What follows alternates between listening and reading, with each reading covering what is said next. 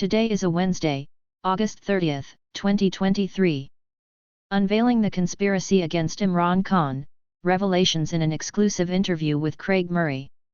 In a gripping interview, Craig Murray exposes a sinister conspiracy targeting Imran Khan and unveils America's role. The global community stunned. Leaders from four nations sever trade ties with Pakistan over the controversial detention of Imran Khan, sending shockwaves through geopolitical corridors. The British Parliament rattled as 1.5 million UK-based Pakistanis raise their voices. Imran Khan emerges as a beacon of leadership within the Muslim Ummah. Watch it now. Now, Imran Khan is in a very dire situation.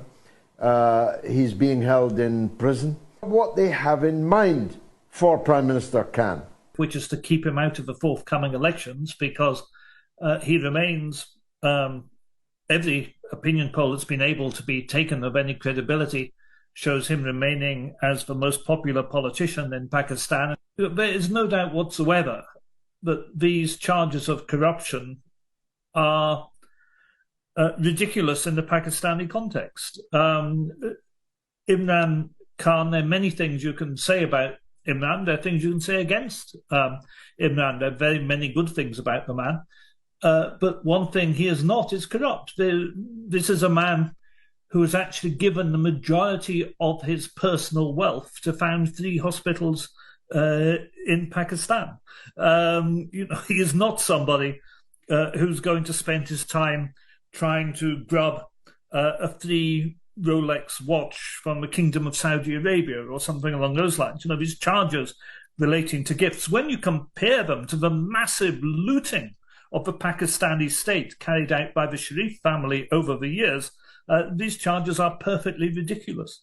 Now, we both remember the time when Imran Khan was never out of the newspapers in Britain, not just as a politician, but as a former playboy, as a wonderful ace cricketer, as a personality, a celebrity.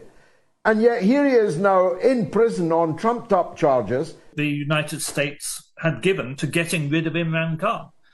And of course we have to remember why. He not only campaigned against drone operations in Pakistan, he stopped drone operations in Pakistan, and he stopped American military operating out of Pakistan. He moved to get his oil supplies from Russia instead of from the Gulf states, and moved to stop paying for oil in dollars. He refused to back motions at the United Nations supporting the United States position on Ukraine.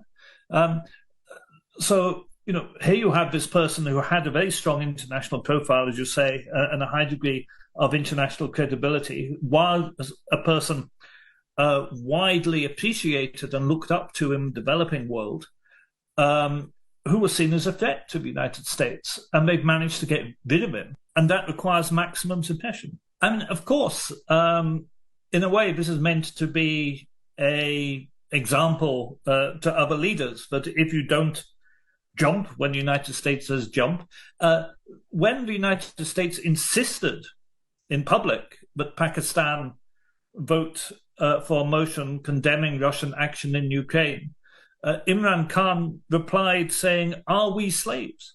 Are we slaves?"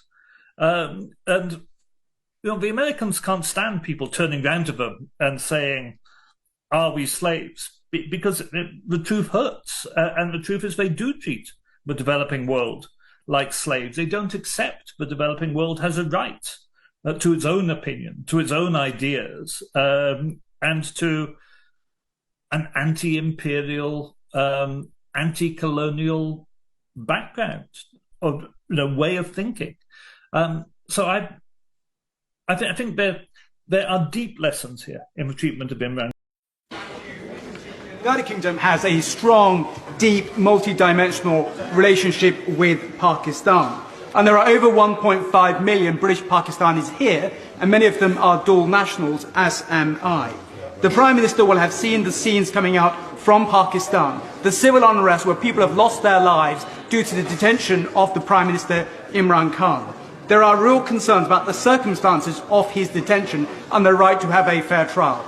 The United Kingdom has in the past sent observers to hearings around the world to ensure natural justice is done. Has the Prime Minister considered that? If not, will he consider it?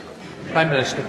Well, Mr. Speaker, I thank my honourable friend for his question. The UK, of course, has a long-standing and close relationship with Pakistan, and this weekend, especially as Commonwealth partners. The arrest of the former Prime Minister is an internal matter for Pakistan. We support peaceful, democratic processes and adherence to the rule of law, and we are monitoring the situation carefully.